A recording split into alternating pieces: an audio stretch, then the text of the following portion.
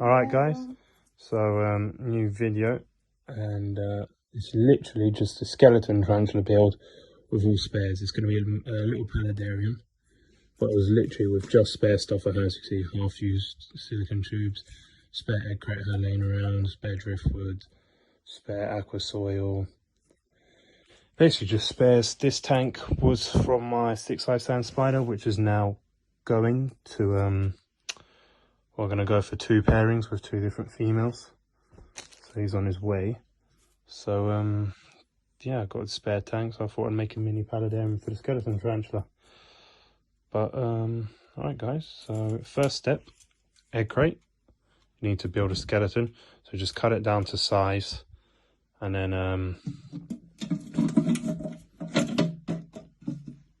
that's it really. So cut it down to size. The whole front here will be water, and then obviously the waterfall's going to come down from here like that. Or I am just thinking about making it easy and just going straight down there, down into the bottom, but we'll see. There you guys. Next is wrapping the skeleton crate, so the egg crate skeleton, in weed blocker. It's like regular fabric garden weed blocker. So I'll have a time lapse of that happening. Right guys, cheers. So the missus is doing the fabric, but basically the skeleton, I should have said, I cut just with regular scissors. And what you do is you cut it to the size that you want, and then just knock out the edges. You'll see what I mean when you do it. And then you just cable tie it all together. The weed blocker, the same, just cable tie it, cut it. Make sure you leave it slack. You don't want it to be too tight. So leave it a bit slack, and gives you room for error. But let me quickly grab a bit of the egg crate, and I'll show you what I meant by when you cut it, you get jagged edges like that. And literally all you do is hold it, grab the knife, and as you're holding it in the other hand, just knock the edges out with the scissors, knife, whatever you're using to cut it. Tin snips are usually quite good for it as well. But yeah, little doggy in the background sleeping. But yeah guys, so once the egg crate's done, I'll show you the next step. But basically, yeah, when you're putting the fabric on the egg crate, just obviously you can do it all in one or do it separate. I find that doing it all in one's better, but she likes doing it all separate, and she's usually the one that does it. But yeah, just see what works for you. This stuff's quite cheap. You can get 10 meters of it for a couple of quid, which is what I've done, and I've used it in 3 of my builds now. It's been a while since I've uploaded, but I've built quite a lot of tanks since then, so I'll do an update video on all the animals. But yeah, alright guys, I'll be back once it's fully done. Alright guys, so she's finished the wrapping up with the weed blocker, the fabric weed blocker. So now all I'm doing is just cutting down the cable ties, which is just obviously straightforward. That's now the last one. Now that the cable ties are all cut, all you want to do is make sure your egg crate sits in your enclosure and fits, which it does. So I'm going to run you through the purpose of this egg crate. What you can do is also add extra PVC pipe. So imagine on the bottom, at the back you can add some PVC all in the middle just for extra support, but I'm not doing it because there ain't going to be much weight on this. And basically this is just to stop the soil or the substrate, whatever mix you're using, from mixing in with the water, which the pump will be down there circulating water up either down into there or down this way. So my plan is either have that like that, so the water will just shoot straight out down into there, or like on my dog frog tank, have it going round, so like that, and then the other bit of pipe next to it like that, so it sort of makes a curve. But I've not actually decided what I'm going to do yet. Yeah guys, so once I've decided, I'll show you what you do next.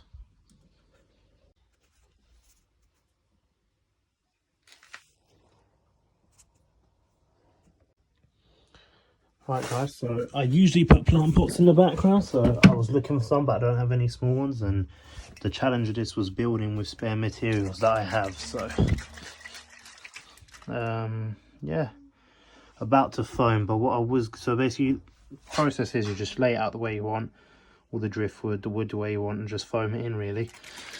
I usually put plant pots in for plants, but I can work my way around that, there's no issues there.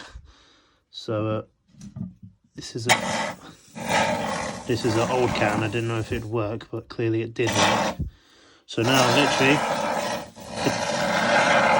foaming the background, which is all I'm doing now. Don't need much at all because most of it's going to be substrate as it's a burrowing tarantula, but you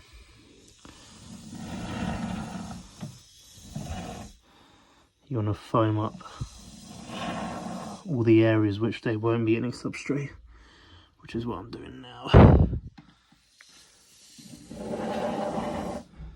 There, it's pretty much what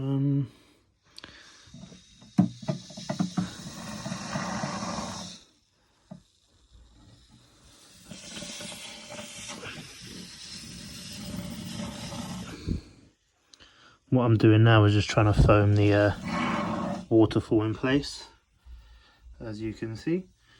So yeah, foaming is pretty much basic. Just use your regular expanding foam, and pretty much just do your background, spray in the gaps, fill it up, and what will happen, it will get hard, then you'll carve it the way you want, get all your textures and shapes.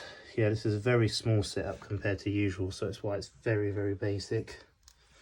But mainly just, like I say, it was a little challenge and I thought I'd make a YouTube video for it. But yeah, and what you can do once it gets a bit harder, if you have say smaller twigs like this, you can snap them off and actually put them in the foam once it starts to harden up a bit. But that's me done probably. So what I'm going to do now is just straighten out the waterfall. Don't want it to be pissed when it dries, because then you won't get it out. So straightened up the waterfall.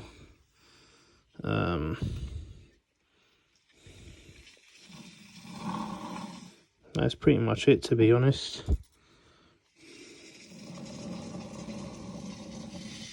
I'm just foaming the waterfall a bit more.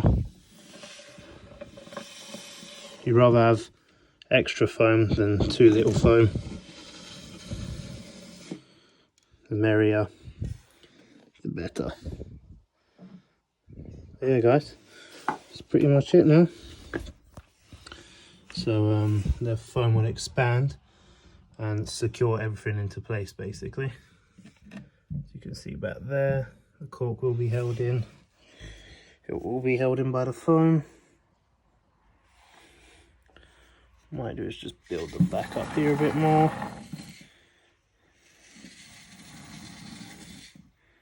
Like I said, it's all try and error really with the foam. You don't want to go too deep because it will take too long to dry. But yeah, so that's the foaming process done. As you can see, the waterfall's there. Let me show you. There, water will stream straight into here. I am going to create a barrier with cork bark later on. Yeah, that's it, dudes. So that's it for now. I'll let it dry and then carve it, and I'll show you guys what I used to carve it. Right guys, on to the next step. Right guys, so I've carved it all just using a serrated steak knife. So now all I'm doing is siliconing. Because it's quite tight areas, what I usually do is apply it like I've done down here. Just apply it on the actual background and you can spread it in with gloves. But what I'm going to go for is actually applying it on my hand and adding it on, because it's quite tight areas and I want to keep the driftwood as clean as possible to minimise the cleanup that I'll have to do after. So as you can just see, just spread it in well, go generous on it, and then yeah, just squeeze it onto your hand like so. so, and then just see what needs coating. So for example, all of this down here needs a good coat, so just apply it, spread it.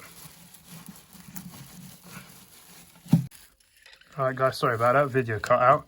So what I was going to say is the silicone you want to use is this stuff called HA6. Can't really show you it, but I've got a bottle over here. You want this HA6 stuff. There's lots of colours, as you can see. It's a marine grade, it's fish safe, so it's reptile safe or whatever. Amphibian safe, it's completely safe once cured. So yeah, I usually use black or brown. There is clear, but I don't like the clear stuff because it's hard to tell where you've applied the silicone and where you haven't. So yeah, just keep going. You want to cover all the white foam bits without dirtying up the glass like I'm doing. But we could clean that up after with a razor. It clears up real good. So just keep filling up the areas that need it. I'm gonna start working quicker now because I starting to dry out the silicone on the background. So I need to speed it up, but that's really it, and I'll show you guys the next step once I've got all the silicone on the background. So guys, this is the product after it's all set and dried. I also silicone the sides. So what you do, like you saw me do, apply the silicone, then you compress Eco Earth on it, let it dry for 24 hours, and this is the outcome. Still some white spots here and there, as you can see, but the plants and stuff will fill it out. The wood's got to be cleaned off as well. But now what I'm just doing is using bogwood, Malaysian bogwood, and I'm using it to create the barrier between the substrate and the water, which is, I'm just using hot glue for it. So you can see I've hot glued along there, just where it joins the fabric. But yeah, that's really it guys. So I'll come back once it's all in and ready for the next step. Oh yeah, and I've also installed the pump, which you can see down there. The pump goes right at the bottom with the hose coming up through the hole, through the egg crate. There's a hole which you just poke through with a knife, and yeah. Alright guys, so this is the finished product. So if you guys remember, I can't really see that bit of wood because see, I've put the moss over it, but remember that 2 pieces of wood and the complete finished background is what I had. So literally all I've done, I'm going to run you through it, is tested a waterfall, working good. Then down here I have aqua soil. I forget the name of it, I've got the bag down here, give me a moment. It's the stuff that a lot of fish keepers use. Fluval stratum. It's quite common for a lot of people in the fish hobby. I've put some of that in the bottom. Don't know why, I just had it laying around. I was planning to put some Anubias in here maybe later on, but and some play sand mix. Yeah, I got some duckweed, which was from my other paludarium over there, and the Christmas moss, which was also from the other paludarium over there. Boston fern from the paludarium over there. Wandering Jew was also from the paludarium over there. Yeah, that's literally the only plants I have, and then the rest, the substrate is a play sand topsoil, so the John Innes number 3, which is an organic topsoil with oak leaves, some charcoal, some tree fern fibre, and some sphagnum moss, which is a good sort of all-round substrate for planting. And apart from that, that's it guys, really. I used hot glue, and where I had hot glue showing, which I haven't covered there properly to see it, but on the other bits I just put moss over the hot glue. Yeah, I tried to cover that cable tie back there with a bit of floating cork bark. But yeah, that's it dudes. Thanks for watching guys, and stay tuned for another big project coming up soon. Yeah, thanks guys.